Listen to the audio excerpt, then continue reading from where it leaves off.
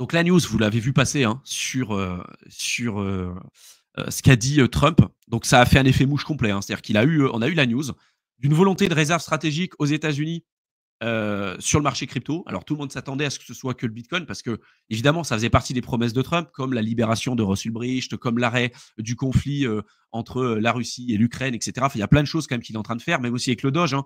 Il a économisé je crois que c'est plus de 100 milliards avec le Doge aux États-Unis avec Elon Musk. Et d'ailleurs, ils veulent donner cet argent qui a été économisé aux contribuables américains sous forme de chèques, un peu comme ce qu'il y avait eu pendant le Covid. Et je crois qu'aujourd'hui, ce qu'ils ont économisé, c'est plus de 5 500 $ qu'ils donnent aux contribuables américains. C'est fou. J'imagine un truc comme ça en France. Pour moi, c'est lunaire. Ça serait indispensable qu'on ait quelque chose comme ça, un truc vraiment qui défonce tout ce qui ne fonctionne pas aujourd'hui, mais qui aille vraiment avec la sulfateuse, le truc. Parce que je pense qu'on est dans une inefficacité au possible en France et un peu de partout ailleurs. Et là, du coup, après, bah forcément, tout ce qui a été économisé, ils l'utilisent aussi pour redonner ça aux contribuables américains. Tout ça pour dire qu'en fait, il y a eu une news pour dire on va mettre en place la réserve stratégique. Le marché avait très très bien réagi au moment où il y a eu la sortie de la news. Alors, tout le monde s'attendait à ce qu'il n'y ait que du Bitcoin, mais finalement, il n'y a pas eu que du Bitcoin. Hein. Il y a eu du Bitcoin, de l'Ether, du Sol, du XRP, du Cardano. Et également aussi, je crois qu'il avait dit, si je reprends bien le tweet et je vous le montrerai tout à l'heure, qu'il y avait d'autres crypto-monnaies. C'est-à-dire qu'il y a Bitcoin, Ether, Sol, XRP, ADA et d'autres cryptos. Donc peut-être qu'il y aurait d'autres alts qui seraient mis à l'intérieur. Évidemment, on a tous les maxis qui ont commencé à dire c'est pas top d'avoir en réserve stratégique des actifs qui fonctionnent pas sous le proof of work et tout. Il y aurait des problèmes de centralisation. Et je pense qu'il y a une volonté en fait d'utiliser les actifs et d'avoir en réserve stratégique des actifs qui sont créés aux États-Unis. Là, regardez, sur CoinMarketCap, on peut regarder les coins qui ont été créés aux États-Unis, qui sont estampillés en fait USA. Et donc, on a XRP, on a Solana, on a USDC, Cardano, Dogecoin, Eredra, Hgraph, on a Link, enfin, on a quand même des gros projets. Et donc, sans doute qu'il y a une volonté de la part de Trump de dire, bah, en fait, nous, on va mettre en réserve stratégique des projets et des cryptos bah, en fait, qui ont été créés aux US. Évidemment que tous les projets en fait qui ont fait partie de ces réserves stratégiques, alors que ce soit le XRP, que ce soit Cardano, que ce soit Sol et tout, ont eu à un moment donné sur le court terme une très belle augmentation, notamment Cardano en fait qui n'était pas du tout attendu. Si on regarde l'augmentation qu'il y a eu sur ADA, si je remets le graphique vite fait sur CoinMarketCap, si ça veut bien charger, voilà, je vais me mettre sur 7 jours. Voilà. Donc là, c'est au moment où il y a eu la news avec Trump, on était à 60 centimes. En quelques heures, on est monté à plus d'1 €, d'accord? On est monté à 1,08 €, 1,10 € pour pas mal retracer la news. Alors, on est toujours plus haut que le niveau de la news qu'on avait eu avant. On a retracé à 74, 75 centimes et là, on est à 88. Mais en tout cas, il y a eu une très belle réaction de la part des alts. Par contre, si on prend pour l'Ether et pour le Bitcoin, ça a fait un effet mouche. Hein. Vraiment, ça a augmenté. On est retracé clairement au même niveau. On a eu son fils, donc Eric Trump, qui dit qu'il adore le génie d'annoncer la réserve stratégique à un dimanche parce qu'au final, Wall Street est fermé, hein, d'accord. Les bourses sont fermées et ils n'ont pas la possibilité de faire et de réagir directement à la news. Donc ça permet de donner une avance au retail par rapport à Wall Street. Donc là, c'était par rapport au tweet de Trump, hein, qui dit voilà, on va avoir du XRP, du Sol, de l'ADA, et puis d'autres cryptos en plus du Bitcoin et de l'Ether. Donc il y a une volonté de la part de la famille Trump d'envoyer ce genre d'infos et de le faire pendant que Wall Street, du coup, était en train de dormir. Et puis, évidemment, juste avant qu'il y ait la news qui tombe, il avait dit le 2, hein, quand même le 2, pardon, le 2, c'était en février, le 25 février 2025. Il disait buy the dip, les gars, achetez, achetez, achetez. Et évidemment, bah, quelques jours après, il y a eu une news. Et là, il dit qu'aujourd'hui, holdé, les gars, holdé. Bon, ça peut être de la manipulation, ça peut être plein de trucs. D'ailleurs, on le voit, même quand il a dit buy the dip, t'achetais le dip, il y a eu la news, ça a retracé direct parce qu'on n'est pas sur les politiques monétaires pertinentes à ce moment-là. Mais on a quand même des présidents qui font des délits d'initiés, qui ont lancé les mêmes coins. On est sur des enfants de présidents qui disent aux gens qui font des conseils en investissement en disant achetez le dip, maintenant les gars, hold et tout. On est quand même sur un cycle très particulier, les gars. Je ne sais pas ce que vous en pensez, mais c'est quand même assez fou. Ce qui est d'autant plus fou, c'est qu'il y a des délits d'initiés obvious. Là, par exemple, quelqu'un qui, juste avant la news, avait déposé 98 millions de dollars en Ether et 67 millions de dollars en Bitcoin sur Hyperliquid, avec un effet de levier de x50 et un niveau de liquidation qui était très très faible, c'était quelques pourcentages, donc il fallait vraiment pas qu'il y ait des grosses fluctuations de marché. Comme par hasard, quelques heures après, au moment où cette baleine a déposé de la liquidité sur Hyperliquid, juste à ce moment-là, il y a eu la news en fait de Trump avec les réserves stratégiques. Et comme si, en fait, donc là, le premier tweet qui avait été effectué, c'est en disant, les gars, on va avoir en réserve stratégique du XRP, du Sol et de l'ADA.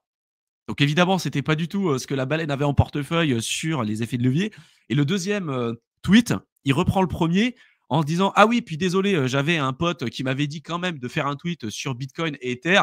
Bon, je vais pas l'oublier parce que lui, il était sur un effet de levier x50, donc je vais lui faire de l'argent et puis je vais pas oublier mon poteau, quoi.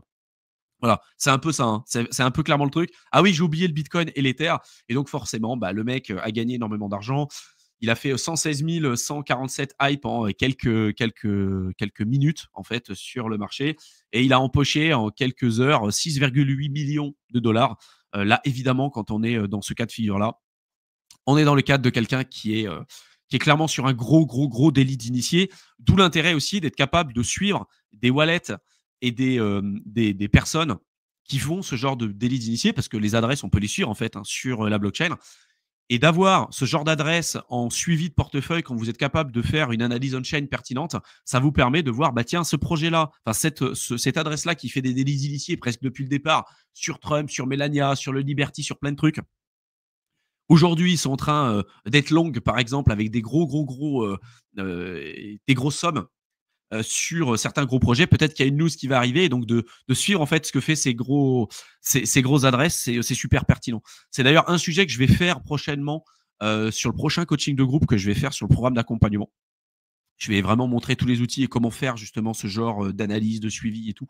Parce que ça c'est un truc que très peu de gens sont capables de faire, malheureusement, en tout cas de manière efficace. Mais quand vous avez en portefeuille un suivi, vraiment des adresses qui sont capables de faire des délits d'initiés, qui ont des préallocations sur des projets et qui ont des news avant tout le monde, en fait, là, c'est golden, hein. C'est-à-dire que vous pouvez suivre en fait et te dire, tiens, ce projet-là, enfin cette adresse achète ce projet-là avant tout le monde. Il y a peut-être des raisons et en général, ça augmente. Vous pouvez suivre son track record et tout. C'est juste fou. Donc ça, j'en parlerai sur le prochain coaching de groupe que je ferai pour ceux qui sont dans l'accompagnement. Vous êtes capable aussi de suivre, et je terminerai là-dessus, vous êtes capable de suivre l'évolution des réserves stratégiques aux États-Unis en fonction des différents États sur ce site, en fonction du volet juridique et réglementaire. Donc là, par exemple, si on clique sur Reserve Race, d'accord, on va pouvoir voir, tiens, là,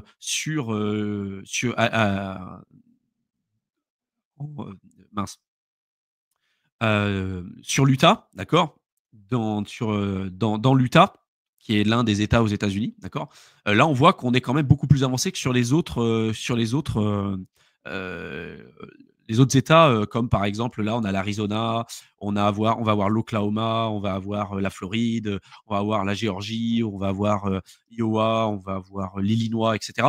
Mais là, vous voyez qu'on est directement, on a eu, donc ça a été introduit, c'est un billet qui a été introduit en disant on va peut-être avoir des réserves stratégiques en Bitcoin. C'est passé en comité, c'est passé sur la première chambre des représentants, un deuxième comité, deuxième chambre des représentants. Et après, du coup, c'est que ça a été voté et ça s'est mis en réserve stratégique. Le plus avancé pour l'instant, c'est l'Utah.